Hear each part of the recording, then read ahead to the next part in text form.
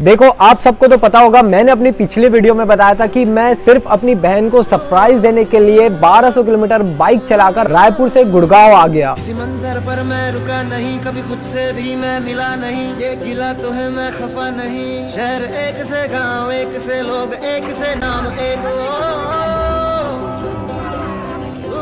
चलो आज आप सबको एक कहानी सुनाता हूँ। एक लड़का था जो अपनी बहन के लिए दुनिया जहाँ की खुशी लाना चाहता था। कार, घर, शॉपिंग, दुनिया भर की चीज जो उसकी बहन को चाहिए या शायद ना भी चाहिए। उसका दिल बस यही कहता था कि उसकी बहन को कभी किसी चीज की कमी ना हो। लेकिन जिंदगी का एक सच है, सपने देखना आसान होता है, उनको पूरा करना बहुत मुश्किल। पैसों की कमी ने सपनों के रास्ते में हमेशा दीवार खड़ी कर दी। फिर भी उस लड़के का दिल चाहता था कि वो अपनी बहन के लिए कुछ करे और कुछ ऐसा जो उसकी बहन के चेहरे पर मुस्कान ले आए। तो इस बार कोई बड़ी खुशियां तो नहीं, पर एक छोटी खुशी देने के लिए उस लड़के ने 1200 किलोमीटर की सोलो राइड की, बस उसकी बहन के चेहरे में मुस्कान लाने के लिए। और वो लड़का, हाँ वो लड़का मैं हूँ। रूठ जाना तेरा, मान जाना मेरा, ढूंढते तेरी हंसी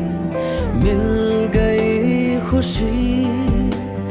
राह हूँ मैं तेरी, रूह है तू मेरी, ढूंढते तेरे निशान मिल गई खुदी।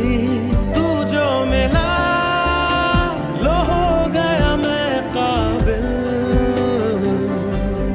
तू जो मिला तो हो गया सब हासिल। हाँ, मुश्किल सही आसान हुई मंजिल, क्योंकि तू धड़कन मैं दिल।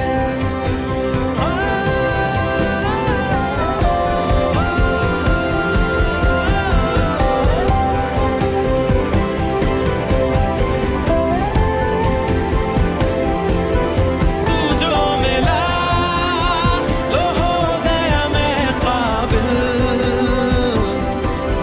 अब देखो, दीदी को खुशी तो दे दी थी, सच बोलूं तो दिल को एक अलग ही सुकून मिला। लेकिन यार असली मजा तब आया जब याद आया कि मेरे बैग में जो घर से सामान लाया था वो अब देना भी है। एक प्रॉब्लम ये थी कि मैंने इतना लंबा सफर किया था और सामान का हाल ऐसा हो गया था जैसे उनसे भी 1200 किलोमीटर की सोलो राइड करवा दी हो। का टाइम था और मैं फुल ड्रामेटिक हीरो बन चुका था। दीदी को बोला रुको, अब मेरी एंट्री का असली क्लाइमेक्स आएगा। जैसे ही बैग खोला, सब सामान इतने रैंडमली ऑर्डर में पड़े थे कि एक सेकंड के लिए मुझे लगा कि ये सरप्राइज देने का प्लान भी कब का सरप्राइज हो चुका है। मम्मी के दिए वो मिठाई के डब्बों का हाल कुछ ऐसा था जैसे वो रैली रेस जीत के आए हो। और वो एक छोटा सा गिफ्ट बॉक्स जो मैंने इतना केयरफुल पैक किया था, अब उसका रैपिंग पेपर भी देख के दीदी ने मुझे खुद बोल दिया, क्या ये सरप्राइज ऑलरेडी एक्सीडेंट से गुजर चुका है? लेकिन यार कुछ भी बोलो, दीदी का रिएक्शन एकदम प्राइजलेस था। हर चीज को उठा के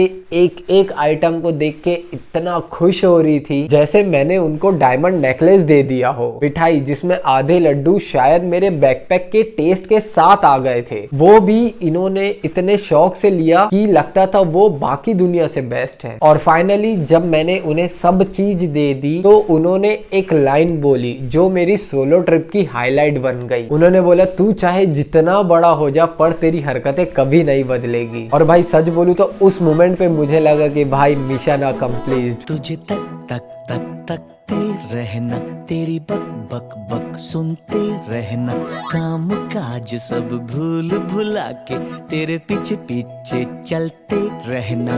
ये तो है best of time, love is a best of time, प्यार व्यार बेस्ट ऑफ। देखो पता है अभी मेरे साथ क्या हो रहा है, मैं थोड़ा सा कंफ्यूज हूँ, मुझे समझ नहीं आ रहा है। मैं सोच रहा हूँ कि अपनी बाइक यहीं दिल्ली में छोड़ दूं और फ्लाइट लेके रायपुर चले जाऊं। अब वो इसलिए क्योंकि यहाँ से हर लोकेशन पास है, चाहे अगर मैं लद्दाख की बात करूँ, जम्मू कश्मीर या राजस्थान अगर मुझे राइड करना है या XYZ कहीं भी जाना है तो मुझे वाया दिल्ली होते ही जाना पड़ता है। एंड अगर मैं गाड़ी लेके जाऊंगा फिर रायपुर से मुझे पूरा राइड करके आना पड़ेगा। बट प्रॉब्लम ये हो रही है, मेरे को एक चीज और जो मेरे दिमाग में आ रही है वो ये है कि मैं गाड़ी तो छोड़ दूंगा। अब मैं जो नेक्स्ट राइड अगर प्लान करूंगा लद्दाख या राजस्थान की, तो मैं अभी तो आने वाले डेज में कर नहीं सकता, तो वो मैं करूंगा मे बी शायद इस ईयर के एंड में या जनवरी में। लेकिन तब तक अगर मुझे कोई ऑफर आया कि फ्रॉम रायपुर मुझे कहीं राइड पे जाना है, तब मेरे पास बाइक नहीं रहेगी तो मैं फंस जाऊंगा। तो वही मुझे समझ नहीं आ रहा है कि मैं क्या करूं। फिलहाल तो अभी मैं आया हूँ जहाँ मेरी सिस्टर रहती है, उस अपार्टमेंट के छत पे। यहाँ से देखो भाई कुछ ऐसा व्यू है। Right now currently I am in 18th floor. बाकी आज यहाँ दूर दूर तक दिख नहीं रहा है, पूरा स्मोक दिख रहा है क्योंकि बहुत ज्यादा कल फटाके फूटे यहाँ पे। मैं कल दिल्ली भी गया था, मतलब मेरी बहन का जो ससुराल है वो दिल्ली में, तो हम कल दिल्ली भी गए थे। वहाँ पे भी काफी ज्यादा फटाके फूट रहे थे बैन होने के बाद भी। इसमें मैं कोई टिप्पणी नहीं देना चाहता भाई, जिसको फोड़ना है फोड़े, जिसको नहीं फोड़ना है मत फोड़े, सबकी अपने अपनी थॉट्स है। फिलहाल तो अभी वापस नीचे चलते हैं क्योंकि मुझे जल्दी से नहाना है, रेडी होना है, उसके बाद मुझे जाना है मार्केट। मार्केट क्यों जाना है? क्योंकि मुझे 2-3 काम है। एक तो मुझे शॉपिंग करना है और दूसरा मुझे बाइक के लिए कुछ गैजेट्स लेना है, एंड तीसरा मुझे तो सबसे इंपॉर्टेंट है कि गोप्रो का माइक खरीदना है क्योंकि मेरे गोप्रो का माइक खराब हो चुका है। अगर आपने लास्ट वाला व्लॉग देखा होगा तो आपको पता होगा। तो फिलहाल तैयार होते हैं, फिर मार्केट चलते हैं। अब मैं अपनी बाइक वहां छोड़ा कि नहीं वो तो आपको आगे पता चल ही जाएगा, लेकिन वो कहते हैं ना जब आप अपने से बड़ों के लिए कुछ करो तो वो आपको इन रिटर्न दुगना वापस करते हैं। पर मेरे साथ तो कुछ अलग ही सीन हो गया। मैं सोचा था चलो दीदी को सरप्राइज देकर हीरो बनूंगा और अपने सोलो ट्रिप के हीरो मोड को रिवाइव करने के लिए सोया ही था, और मुझे क्या पता था कि दीदी ने रातों रात मुझे भी सरप्राइज करने का प्लान सेट कर लिया था। मतलब मैं तो सोच रहा था कि अब थोड़ा रेस्ट करेंगे और दीदी चुपके से विलन वाइब लाके मुझे ही गेम कर गई। क्या प्लान था, क्या धमाका हुआ, और उन्होंने लिटरली मुझे स्पीचलेस कर दिया। ये सब आपको मेरे नेक्स्ट व्लॉग में देखने को मिलेगा, तो बस सीट बेल्ट टाइट बांध लो क्योंकि असली एडवेंचर तो